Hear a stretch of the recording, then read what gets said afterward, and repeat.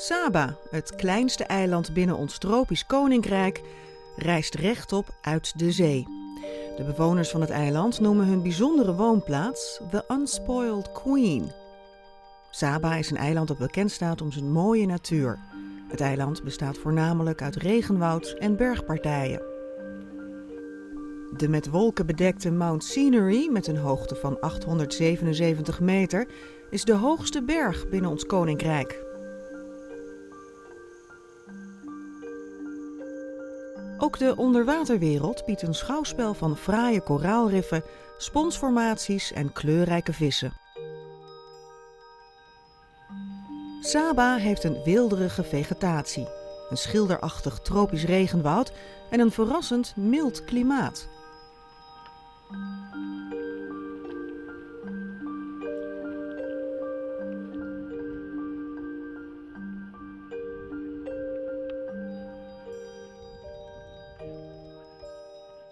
Sabans were people of the sea.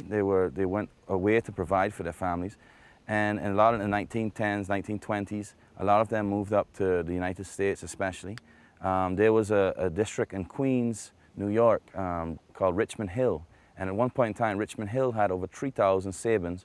You could walk down the street in Richmond Hill and you'd meet more Saba people than here in Saba. So those are realities. I mean, the population has fluctuated, but still right now where population is 1,800, closer to 2,000 when you take into account all the medical students and so forth.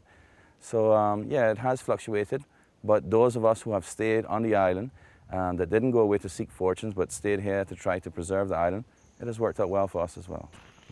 Het eiland wordt veel door toeristen bezocht die Mount Scenery willen beklimmen.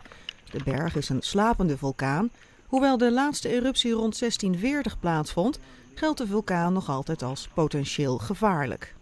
De klim via een pad van 1064 treden voert langs dicht begroeid regenwoud. Voor velen een inspiratiebron.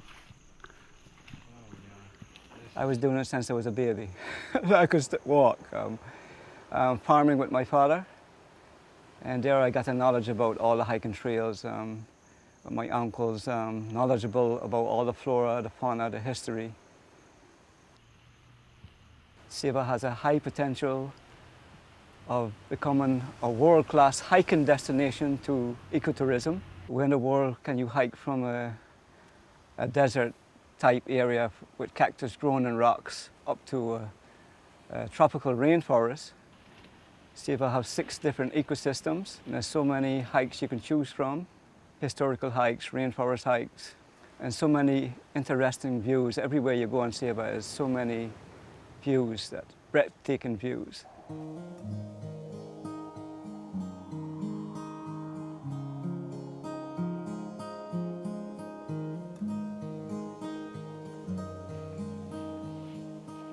I'm still loving it because I always share my knowledge to hikers about the flora, the fauna, and the history of Saba. And people always enjoy it and always has a great time hiking with me. And I get people more and more coming for hiking. It's expanding more and more.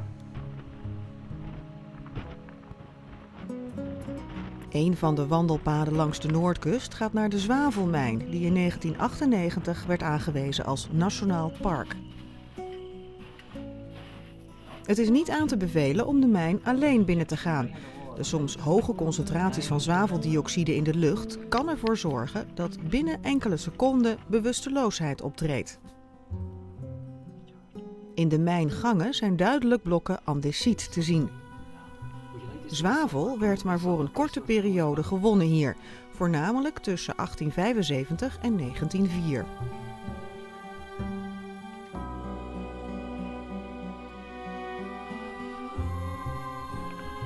Sommige grotten bieden onderdak aan vleermuizen. Deze dieren komen relatief veel voor op Saba, ondanks de kleine oppervlakte van het eiland. En de vleermuizen laten zich duidelijk niet afschrikken door de zwavellucht.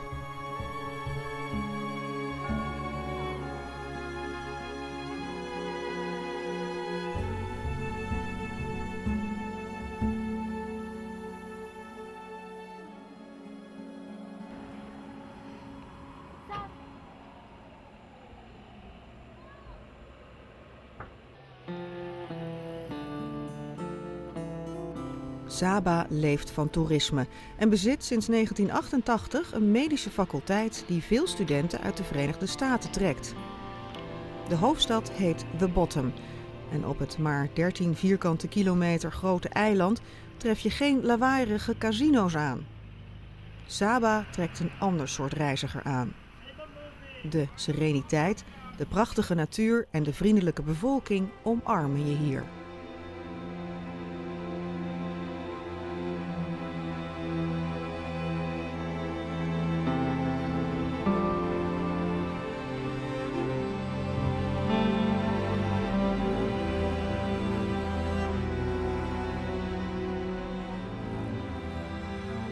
So Saba, the way we've marketed Saba through a tourism direction is that Saba is not for everybody. We go for quality versus quantity, but we feel that it takes a certain type of person to appreciate Saba, but when you do, you realize what a gem this island is. Proof is in the pudding. I mean, I think you can see it here in Saba, is that this is the way that we think about it. We're not looking, like I said, it goes back to my initial thoughts, we're not looking about the mass tourism, we're not looking for those things. So we know what our attributes are. At the end of the day, it's money that makes the world go round. And if Saba's natural beauty is what helps preserve our way of life here, then it makes economic sense as well. So it's good to talk about we have pride, we have all this stuff, but those are idealistic. Reality-wise, it makes sense for us to keep this island beautiful. Het Saba Marine Park is opgezet in 1987. Niet om een beschadigd onderwaterleven te herstellen, maar juist om de kwaliteit van het ecosysteem te kunnen blijven garanderen. De Saba Nature Conservation, waar het Marine Park onderdeel van uitmaakt, werkt nauw samen met de overheid. Saba staat bekend om haar onderzeese bergpilaren en is de top van een 8 vierkante kilometer grote sluimerende vulkaan, die tot 900 meter boven zeeoppervlakte reikt en is omgeven door vulkanisch zand. Dezelfde topografie boven water wordt weerspiegeld onder water. What brought me to Saba is my experience, my long experience in the field of marine protected areas management. I spent 15 years in St. Lucia, where I had the opportunity to come to Saba already and see what job they're doing here. Saba is one of the best examples in the world of a well-protected or well-managed marine protected area, and that of course sparked my interest, and when the opportunity came, I took the chance.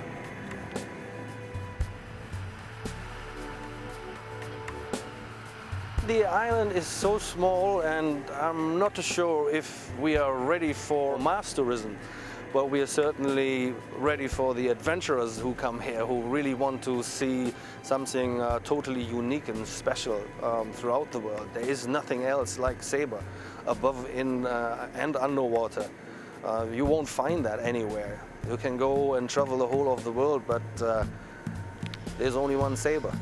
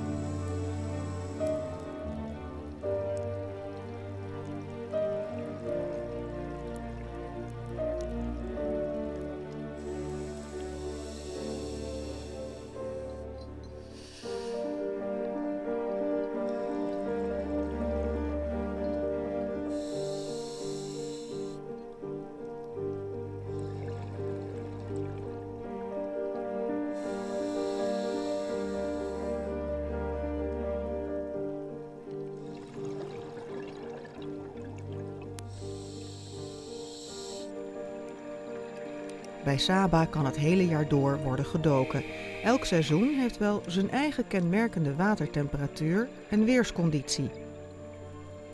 Het Saba Marine Park heeft inmiddels 30 permanente duiklocaties en blijkt een ware schatkamer onder water te herbergen. De onderwaterrijkdommen overschaduwen andere beroemde duikgebieden in het Caribisch gebied. De koraalriffen staan er beter voor dan op andere plaatsen. Ze zijn niet aangetast door gevaren van buitenaf, zoals de stijging van het zeewatertemperatuur, de overbevissing of de ongecontroleerde bebouwing, waardoor koralen kunnen sterven en verbleken. Dat is te danken aan de geringe vervuiling bij de bovenwindse eilanden, geen vervuilde rivieren die uitmonden in zee en geen groot continent in de buurt. Dat gezonde koraalriffen belangrijk zijn, is duidelijk. Omdat koraalriffen elders harder achteruit gaan, is ook hier waakzaamheid geboden.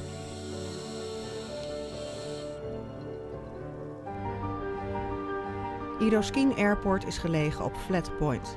Het heeft een van de kortste commerciële landingsbanen ter wereld met een lengte van 400 meter. De bloedstollende landing op Saba is een van de eerste hoogtepunten van een reis naar het eiland.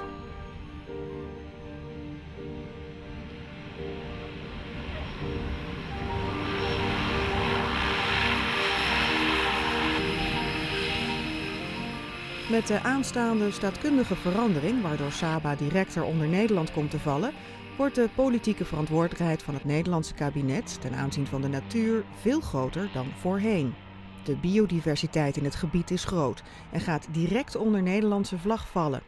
Ook bij het plaatselijke lokale bestuur ligt een enorme verantwoordelijkheid voor het natuurbeleid. I myself, I'm a young person in government, but the entire government of Saba is very young. And we see it throughout the Island Council, actually. And all of us, even though we're young people, we're not looking for the mass development. We're looking for good quality development, take it slow, go with the process, and keep it what it is. When you see this island here, you also realize that Saba is very different from Bonaire, for example. Bonaire has 12 to 15,000 people, but Bonaire has the potential that overnight it could go to 50 or 100,000. They have the room. Bonaire is actually larger in landmass size than Aruba. But for Saba, I mean, where are all these people going to go, and you know, and what is it going to affect for us? So we look at it as long as we can maintain this type of life here, and if we can keep this beauty, then for us, that's fine. That's what we'll stick with. Op Saba is dan ook gekozen voor een economische ontwikkeling gebaseerd op een duurzame vorm van ecotourisme. Als je het vergelijkt met, bijvoorbeeld met de omheenliggende eilanden zoals Sint Maarten. Sint Maarten is plat, makkelijk te gebouwen en ontwikkelen. En Saba, je hebt alleen 2 richtingen eigenlijk, boven en beneden. Zo simpel is het. Dus dat het afgelegen is, dat het klein is, maar ook dat ze een heel duidelijke visie hebben voor hun eiland. En dat houdt ook niet in dat het overontwikkeld moet worden. Terwijl ik moet zeggen, daar moet ook een landelijke ontwikkelingsplan komen om de natuur veilig te stellen. Je weet nooit wat in de toekomst zal komen. Grote ontwikkelaars hebben zoveel geld. We zien het overal in de Caribiek. Ze komen met geld en plotseling is die visie eventjes weg. Dus om het echt veilig te stellen moet het ook een goede wettelijke onderbouwing hebben. En dat is nu eigenlijk de zorg met Saba. Maar Saba, het is echt de zogenoemde jewel in the crown. Deze bijzondere overzeese ecosystemen verdienen dan ook alle aandacht rond de staatkundige vernieuwingen binnen het Nederlandse Koninkrijk.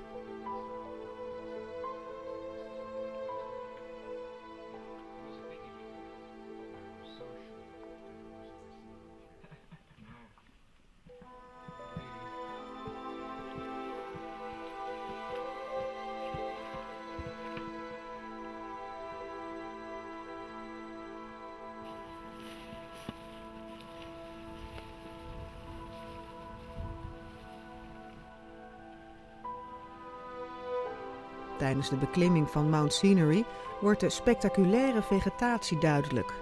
Dit pad is de meest populaire wandeling van het eiland, maar ook de zwaarste. De treden gaan door het regenwoud langs reusachtige olifantsoren, boomvarens, palmen, mossen en heliconia's.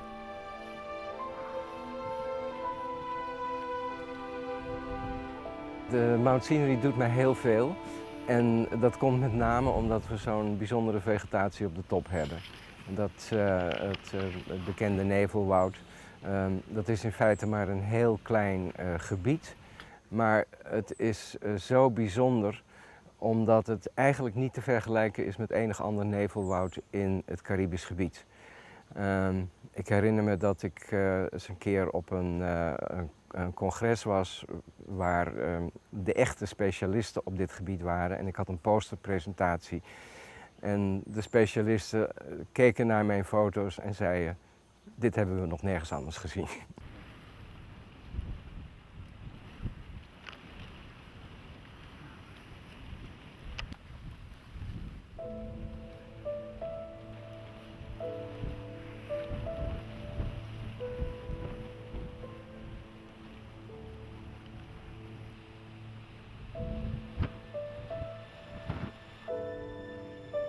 Kalopslagen.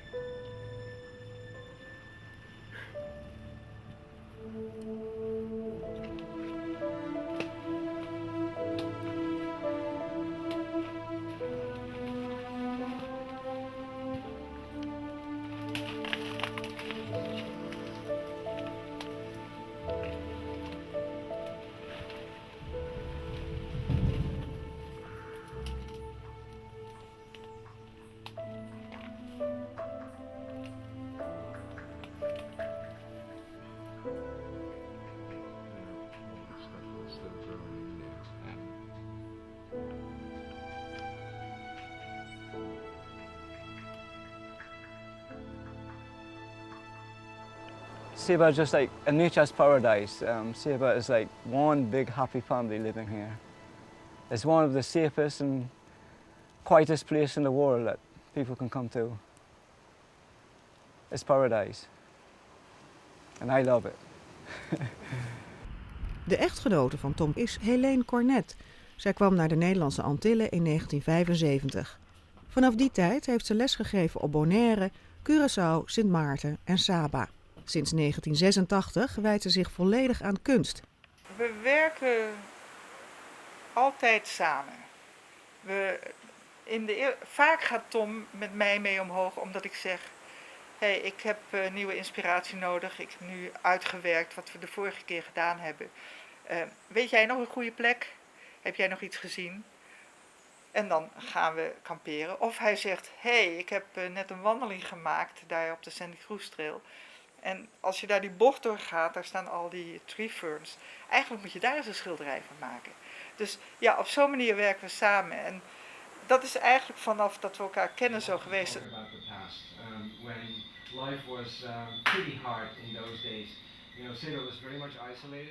Natuurbeschermer Tom heeft het Eco Lodge Resort ontwikkeld.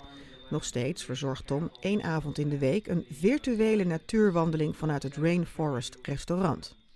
Ik had het gevoel dat op Saba het soort accommodatie, dat echt mensen direct en veel meer in contact met de natuur bracht, dat die nog ontbrak.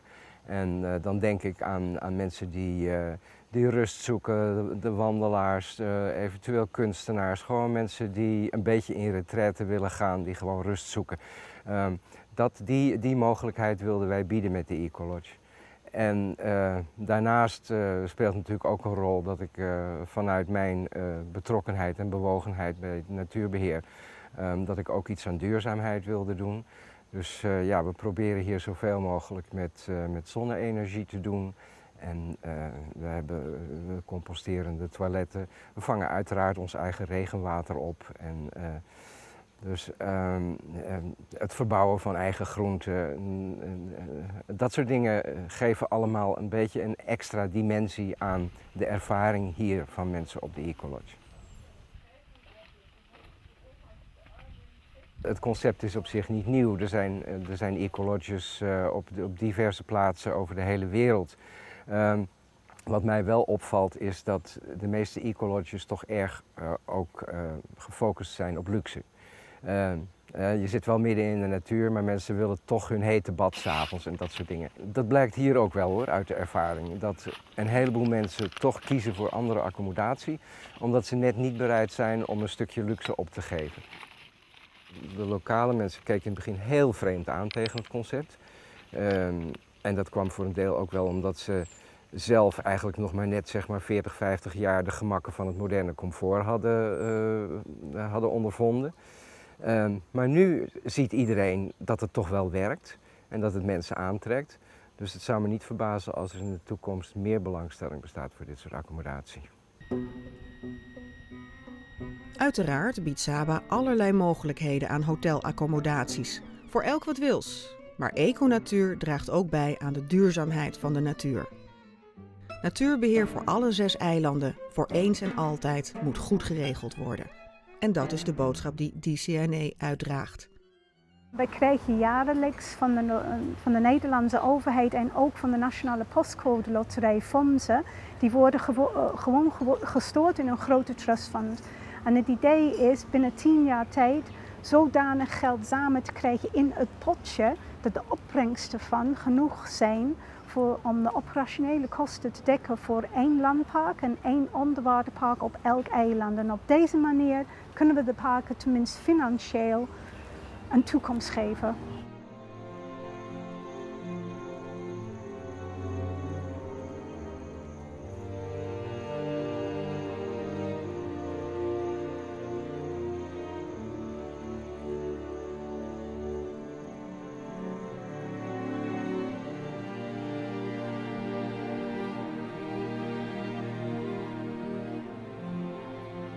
Het laten zien van zo'n natuur zoals wat ik nu aan het doen ben op de berg is eigenlijk ook een beetje laten zien dat van het is eigenlijk oneindig. Het is eigenlijk, heb er maar vertrouwen in.